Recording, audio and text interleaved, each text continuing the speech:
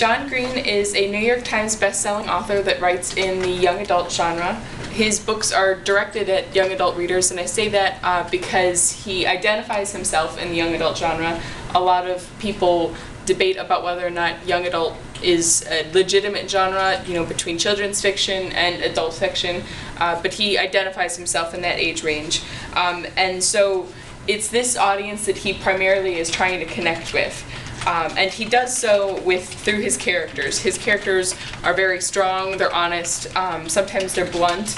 Usually they're humorous, if not witty, and at the same time they're drawing introspective conclusions in this style. And I have a couple quotes of this from Paper Towns. Maybe it's more like you said before, all of us being cracked open. Like, each of us starts out as a watertight vessel, and these things happen. These people leave us, or don't love us, or don't get us, or we don't get them, and we lose and fail and hurt one another, and the vessel cracks open in places.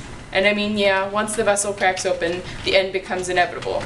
Once it starts to rain inside the osprey, it will never be remodeled. But there is all this time between when the cracks start to open up and we finally fall apart. And it's only in that time that we can see one another, because we see out of ourselves through the cracks and into others through theirs. When did we see each other face to face? Not until you saw into my cracks and I saw into yours.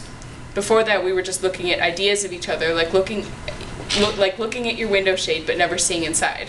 But once the vessel cracks, the light can get in, the light can get out.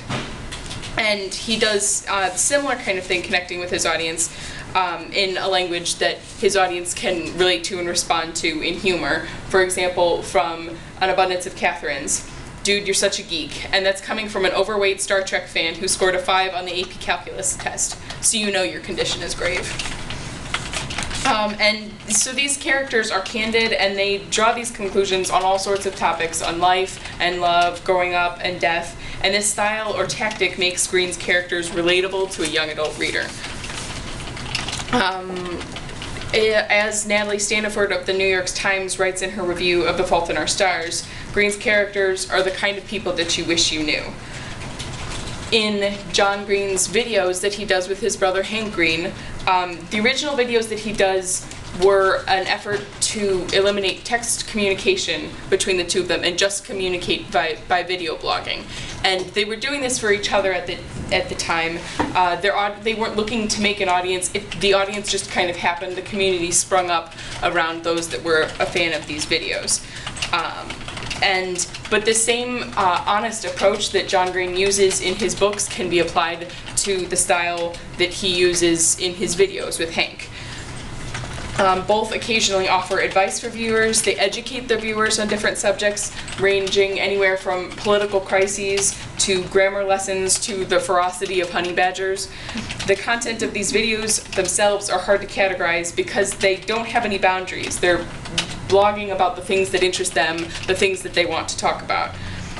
And because of this, they're constantly expanding in new and creative ways, which draws more viewers in. This evolving and often charming nature of the videos has helped the Green brothers maintain this connection with their audience. These videos serve as another method for John to continue his relationship with his readers, for those that are interested and go looking for more content. I think that the common feature, and perhaps the most crucial feature between the historical author and the implied author through, the videos and his books, is that they're trying to invoke the same audience. They're trying to create an audience that thinks for themselves, that creates and contributes to help benefit a world, or rather, as they phrase it, an audience that helps to degrease world suck. Ultimately, I think John Green is trying to make his readers and his viewers better human beings. And I think it's this type of honest and direct approach that allows Green to reach more than just his young adult audience. The young adult audience is certainly who the books are marketed to and written for, but I think the reality of the books is what allows the older readers to enjoy the books, because they're after the same goal.